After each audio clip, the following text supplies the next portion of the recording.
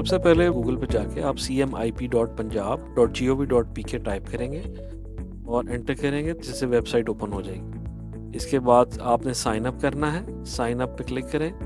Employer account create करने के लिए सबसे पहले आपने अपना ईमेल एड्रेस टाइप करना है और उसी को आपने कंफर्म कर देना है।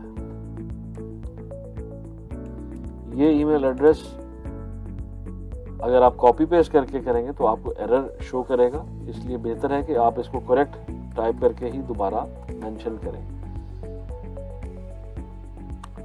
अपना नाम इसमें मेंशन करना है, आपने कंपनी का नाम लिखना है, अपना आईडी कार्ड नंबर मेंशन करना है। उसके बाद आपने इसका पासवर्ड सेट करना है।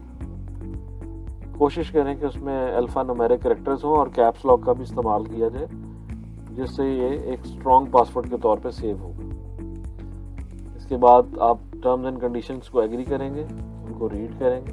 इसमें अंडरटेकिंग है, जनरल टर्म्स एंड कंडीशन है। इनको रीड करने के बाद विंडो क्लोज करके कैप्चा की विंडो को आप टिक करेंगे, साइन अप कर लेंगे। हमारा सक्सेसफुल साइन अप हो गया है। इसके बाद उसी ईमेल से जिससे हमने अपना रजिस्टर किया था अकाउंट, उससे लॉगिन करें।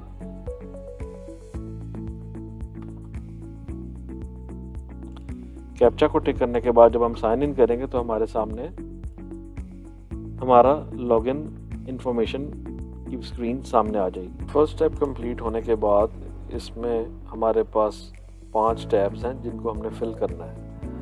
As a company focal person सबसे पहले मेरा नाम एंटर होगा, जो कि एज पर CNIC ऑलरेडी मेरे पास शो हो रहा है, क्योंकि मैं पहले ही इसकी डिटेल एंटर कर चुका हूँ। यहाँ पे मैं अपनी डेजिग्नेशन एंटर करूँगा। CNIC नंबर भी मेरा जो पहले से एंटर हुआ वो शो हो रहा है। CNIC की फ्रंट और बैक से पिक्चर मुझे अपलोड करनी है। साइज लिमिट 1 MB है, लेस देन 1 MB, और फॉर्मेट्स इसके जो हैं JPEG फॉर्मेट में है। उसके बाद मैं अपनी प्रोफाइल पिक्चर अपलोड करूँगा, अपना जेंडर सेलेक्ट करूँगा, मोबाइल नंबर एंटर करूँगा। लैंडलाइन अगर अवेलेबल है तो उसकी डिटेल एंटर करूँगा। ऑफिशियल मेल मेरा वही शो हो रहा है जो जिससे मैंने साइन अप किया है। अपना डिस्ट्रिक्ट सेलेक्ट करूँगा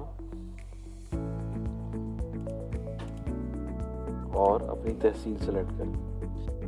ये इन्फॉर्मेशन एंटर करने के बाद मैं सेव कर दूँगा। अब हमारी फर्स्ट इन्फॉर्मेशन कंप्लीट हो चुकी है। उसके बाद थर्ड स्टेप जो कि सेकंड टैब है हमारा, उसमें हम कंपनी और ऑर्गेनाइजेशन की डिटेल सेव करेंगे। कंपनी का नाम ऑलरेडी हमारे पास आ रहा है। कंपनी की ऑर्गेनाइजेशन अगर पब्लिक सेक्टर या गवर्नमेंट डिपार्टमेंट है तो हम वो सिलेक्ट करेंगे।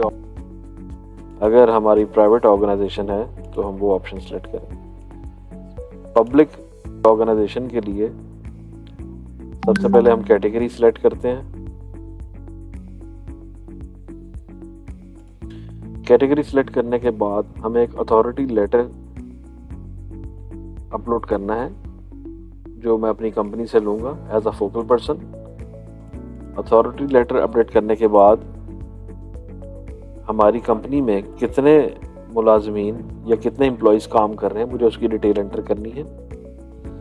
कंपनी का लोगो अपडेट करेंगे और ऑप्शनल इंफॉर्मेशन है कि वेबसाइट की डिटेल भी एंटर कर दी जाए।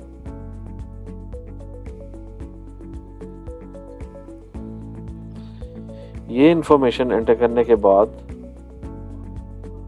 हम अपना हेड ऑफिस सेलेक्ट करेंगे कि हमारा हेड ऑफिस किस डिस्ट्रिक्ट में है, हेड ऑफिस किस सिटी में है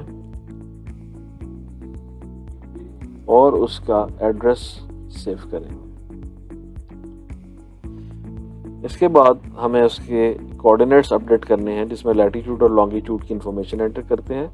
तो उसके लिए हम शो मैप पे क्लिक करेंगे तो हमारे सामने उसका मैप आ जाए।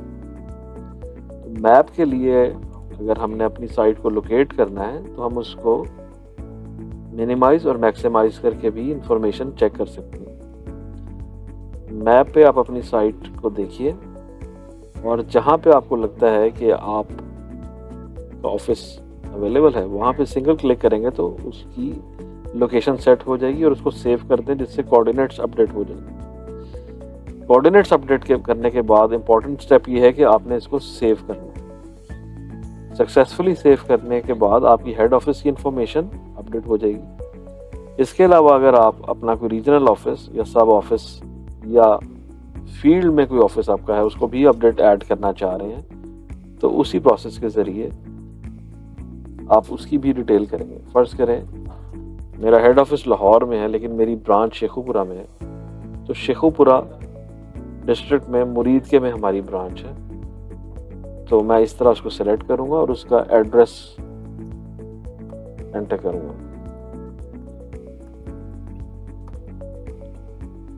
सेम उसी तरह मैप के अंदर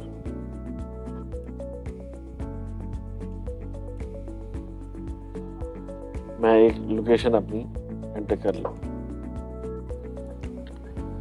लोकेशन सेव करते वक्त जब आप कोऑर्डिनेट सेव कर रहे होंगे तो ये चीज़ बहुत ज़रूरी है कि आप अपने ऑफिस की जो लोकेशन है वो एग्जैक्ट वही एंटर करें जो कि लोकेशन एग्जिस्ट करती है।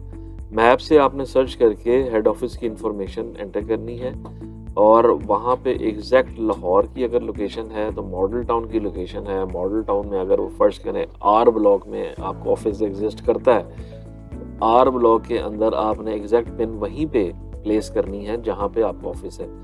इसी तरह रीजनल ऑफिस अगर आपका है तो उसमें भी सेम वही इंफॉर्मेशन आपने एग्जैक्ट अपनी लोकेशन के मुताबिक ही एंटर करनी है।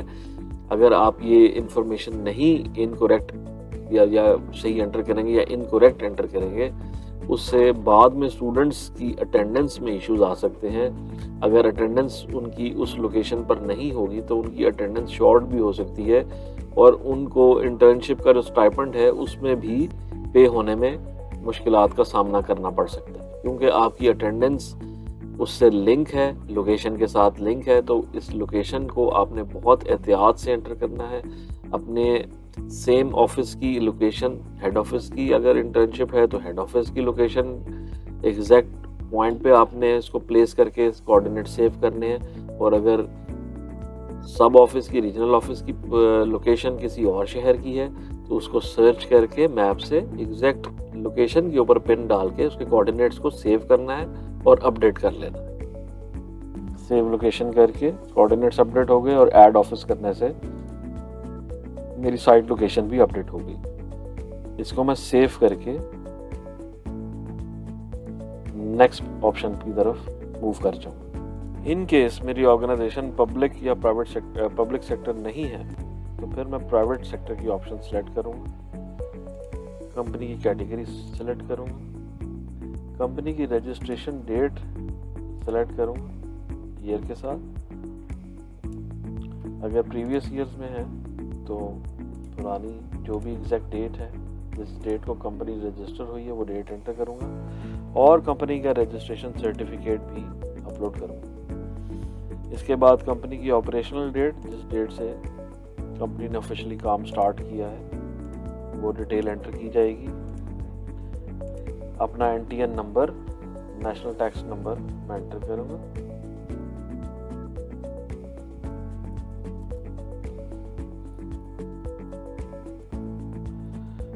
NTN सर्टिफिकेट अपलोड करेंगे। अगर तो आपका सेल्स टैक्स अवेलेबल है नंबर तो अच्छी बात है, वो भी आप एंटर कर सकते हैं। इन केस ये अवेलेबल नहीं है तो ये कंपलसरी फील्ड नहीं है।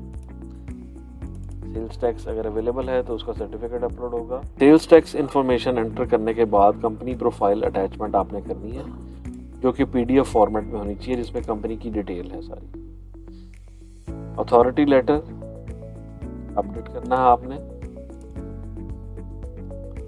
नंबर ऑफ एम्प्लॉयज, जितने आपकी कंपनी में एम्प्लॉयड हैं। ऑर्गेनाइजेशन का लोगो, वेबसाइट। इसके बाद हेड ऑफिस की इंफॉर्मेशन जैसे हमने पहले की है सेम वैसे ही हेड ऑफिस की इंफॉर्मेशन मैप पे जाके कोऑर्डिनेट्स करने हैं। और इसके अलावा हम सब ऑफिसेस भी ऐड करेंगे, लेकिन ये बहुत ज़रूरी है हेड ऑफिस की इंफॉर्मेशन सेव कर लें पहले ताकि वो आपको रीजनल ऑफिसेस भी ऐड करने दें। रीजनल ऑफिस अगर आप मल्टीपल हैं तो मल्टीपल भी ऐड कर सकते हैं। अगर सेम सिटी में है, मल्टीपल हैं तो वो भी कर सकते हैं। इसी तरह सबकी मैप लोकेशन आपने एंटर करनी है, जिससे उसके कोऑर्डिनेट्स अपडेट हो जाएंगे। ये अपडेट करने के बाद आप डेटा को सेव करेंगे और नेक्स्ट ऑप्शन की तरफ मूव कर जाएंगे, जो कि सुपरवाइजर डिटेल। सुपरवाइजर की डिटेल एंटर की जाएंगी, जो कि कैंडिडेट्स की इंफॉर्मेशन, उनकी अटेंडेंस से रिलेटेड इंफॉर्मेशन और बाकी इंफॉर्मेशन को कवर कर रहे होंगे। एक कंपनी में मल्टीपल सुपरवाइजर्स भी एंटर किए जा सकते हैं। जब हम सुपरवाइजर की डिटेल एंटर करेंगे, उसमें सबसे पहले उसका नाम as per CNIC, company name same रहेगा, डेजिग्नेशन सुपरवाइजर की ही रहेगी, क्योंकि इंटर्न्स की जो रिपोर्टिंग है वो सुपरवाइजर को हो रही होगी। आगे हम कंपनी का डिपार्टमेंट सिलेक्ट करेंगे। सुपरवाइजर की जेंडर सिलेक्ट की जाएगी, नेक्स्ट ऑप्शन, उनका फ़ोन नंबर, उनका ऑफिशियल ईमेल एड्रेस,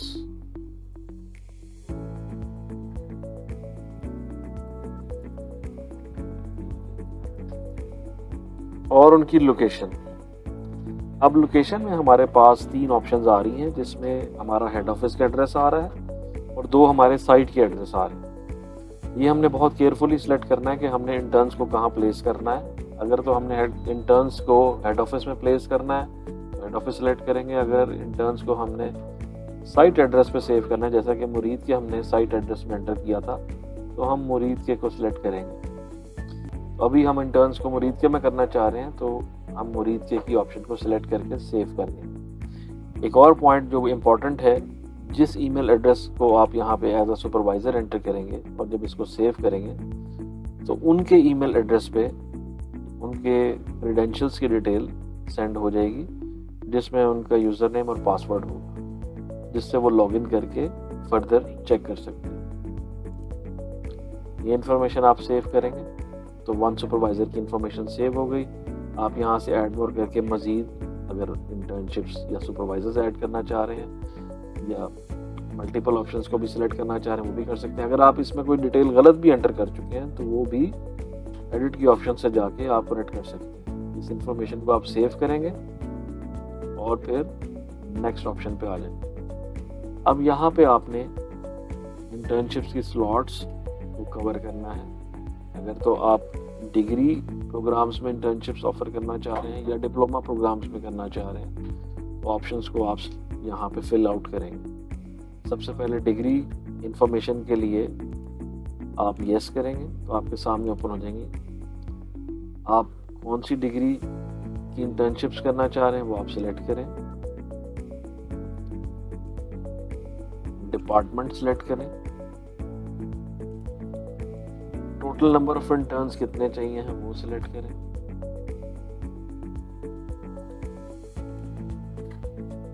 लोकेशन आप सिलेक्ट करें। याद रहे कि पहले आपने मुरीद का सिलेक्ट किया था, करेक्ट सुपरवाइजर की वही डिटेल एंटर करें। और आपने जो सुपरवाइजर क्रिएट किए होंगे ये आपने केयरफुली सिलेक्ट करने हैं कि आप कौन से सुपरवाइजर को ऐड करना चाह रहे हैं।